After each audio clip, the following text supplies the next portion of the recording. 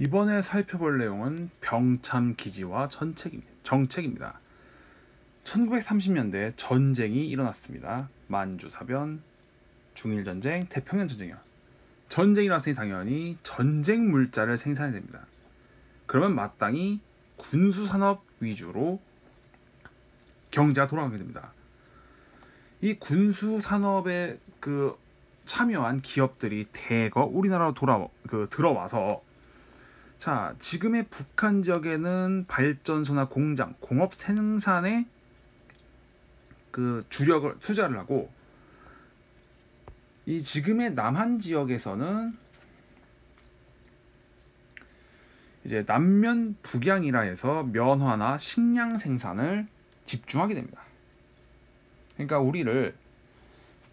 특히 면화는 값싼 원료를 바탕으로 해서 일본의 면화 산업을 지키려고 했던 그런 흉악한 꼼수가 있습니다. 남면 북양.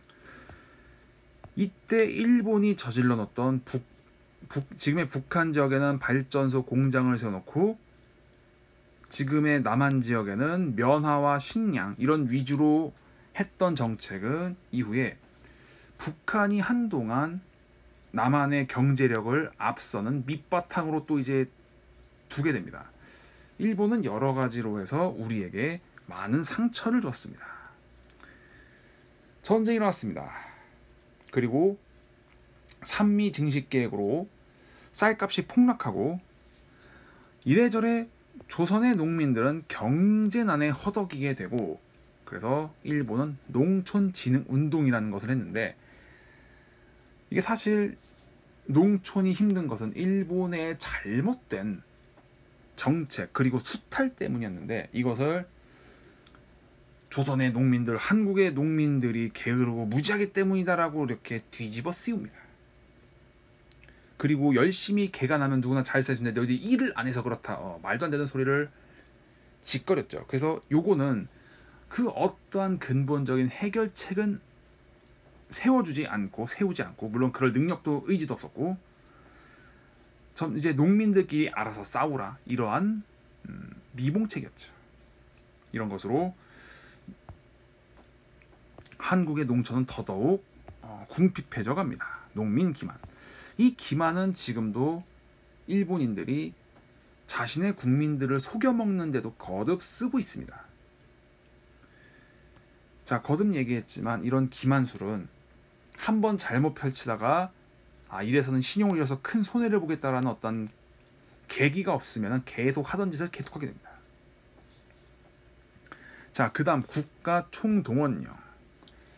전쟁이 점점 막바지에 이르고 시간이 갈수록 일본에게 불리해집니다. 국가 총동원령. 이거는 뭐냐 하면은 전쟁터에 마구잡이로 사람을 끌고 가서, 아니면 군수공장으로 끌고 가서 부려먹겠다, 아니면 총알바지로 삼겠다라는 그러한 내용입니다.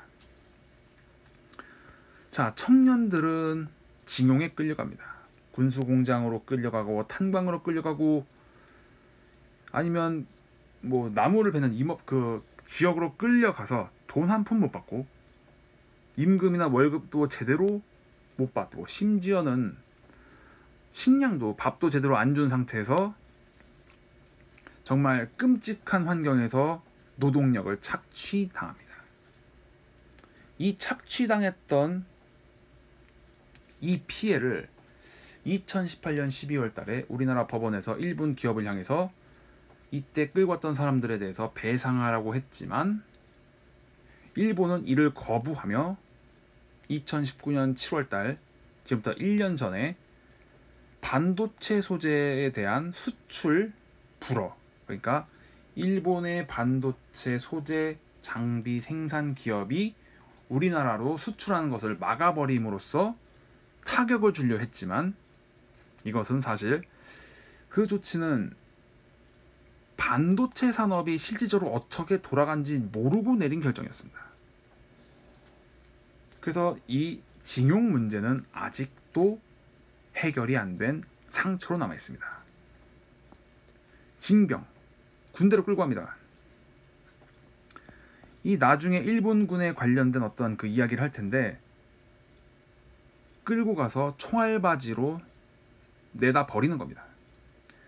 나의 전쟁도 아니고 조국을 수호하는 전쟁, 그리고 조국을 되찾기 위한 그런 거룩한 전쟁도 아니기 때문에 실질적으로 일본군은 병사들을 매우 가혹하게 대했습니다. 구타, 폭행 이런 것, 그리고 각종 가혹행위들은 서슴지 않았고, 남의 나라 전쟁터에 끌려가서 우리의 청년들은 정말 비참한 환경에서 죽어가야 했습니다. 여성들은 뭐 교육을 시켜주겠다, 취직을 시켜주겠다는 명목으로 역시 마찬가지로 군수공장으로 끌고 갑니다. 마찬가지로 월급, 식사 이런 거 제대로 챙겨주지 않는 그런 환경에서 일을 해야 되고, 일본은 위안부라는 이름으로 참 입에 담기 뭐하지만은 성노예 생활을 강요당했습니다. 일본은 지금도 이런 사실이 없다라고 발뺌하고 있지만 심지어는 저기 인도네시아 쪽에 가면은 그때 당시 인도네시아 그쪽이 뭐 네덜란드, 프랑스 이쪽에, 아니면 베트남이 프랑스 이런 식으로 해가지고 식민지를 그 통치를 경험했기 때문에 실제로 그 서양 여성들도 그 현지에서 붙잡혀서 위안부로 희생당했던 여성들도 있습니다. 그리고 이 위안부는 지금도 해결이 안 된 상태로 생존자 할머니께서 얼마 남지 않으셨습니다. 1998년에는 137분의 할머니께서 계셨지만 지금은 채 20명 남짓 정도 남으셨습니다. 이 전쟁이라는 게 얼마나 비참한 것인지, 전쟁이라는 건 두 번 다시 일어나서 안 된다라는 교훈을 안겨주는 그러한 가슴 아픈 역사입니다. 그리고 일본은 식량에 대해선 공출제, 그러니까 식량을 생산하면 그걸 농민들이 수확한 게 아니라 그걸 일본에서 싹 걷어갑니다. 그리고 당연히 그 걷어간 것은 군량미로 내보내버리고 그 중에서 일부를 배급해서 연명시킵니다. 그리고 전쟁 비용을 마련해서 각종 뭐 세금 같은 것들을 뜯어내서, 특히 일제 통치가 가혹했다고 기억하시거나 증언하신 분들은 이 병참기지화 정책, 그리고 민족 말살 정책 이런 것들을 겪으시면서 가혹한 일본 통치에서 그런 것들을 증언하고 계십니다.